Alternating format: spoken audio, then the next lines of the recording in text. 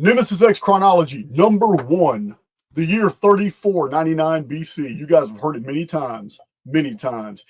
It is 1,260 years before the flood.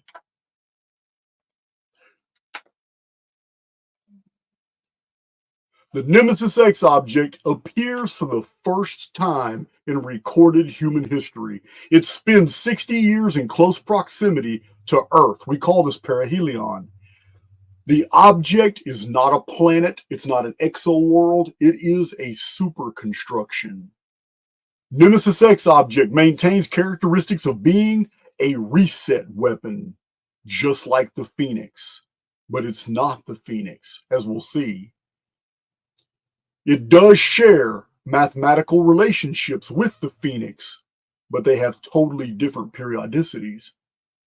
Its total period is 792 years, not 36 centuries, not 3,600 years, like Zechariah Sitchin says, because he borrowed from a mistake made by a Greek historian named Berosus, made 1,000 years after the shar was no longer used as a unit of measurement.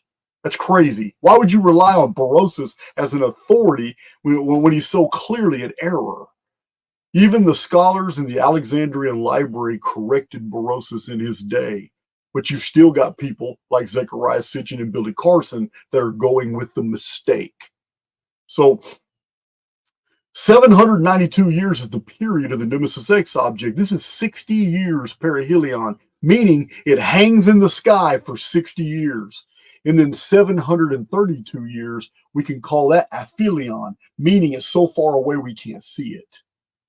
732 years, it disappears from the human family. It disappears from the sky, and we are no longer under its influence. Which begs the question, Jason, what happens during the 60 years that we're under its influence? That's a good question. I'm going to answer it in this presentation and in all the following Nemesis-X, because that's the key here.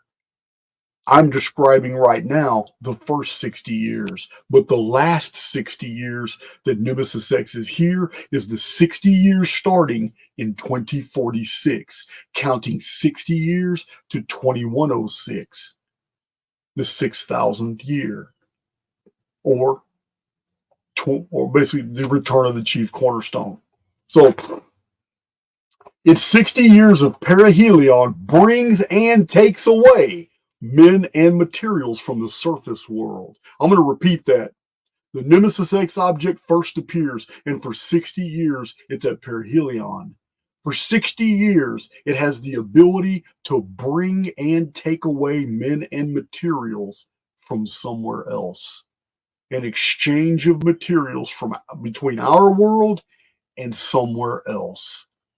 Not necessarily the Nemesis-X object itself. What I'm describing here is an object that appears in our sky.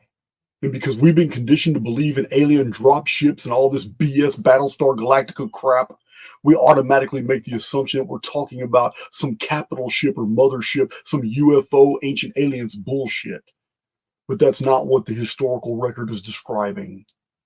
The historical record is describing an object appearing in the sky and acting more like a conduit between our world and somewhere else, somewhere that our sky actually conceals, because our sky is a hologram and it's hiding something else.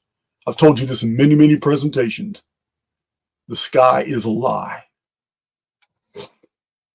60 years is 21,600 days on the ancient 360-day lunisolar calendar, a number very prominent in Sumerian texts. Yes, Maureen Gallery Kovacs noticed it, Samuel Noah Kramer noticed it, Thor Heyerdahl's noticed it, Zechariah Sitchin even noticed it, but 21,600 shars is found everywhere in Sumerian texts. It's crazy. This pattern will remain true through all recorded history and into the tribulation period, ending in 2106. That's not far from now, guys. So Nibiru is the correct Sumerian designation for Nemesis-X.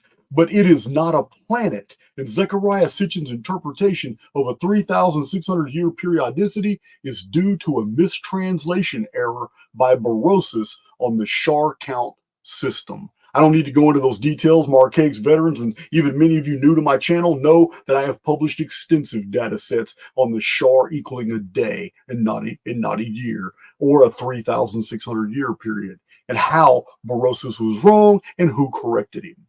So during this first appearance of Nemesis-X in the historical record, the Sumerian and Chinese civilizations appear, both employing the 60-base sexagesimal calendar and arithmetic.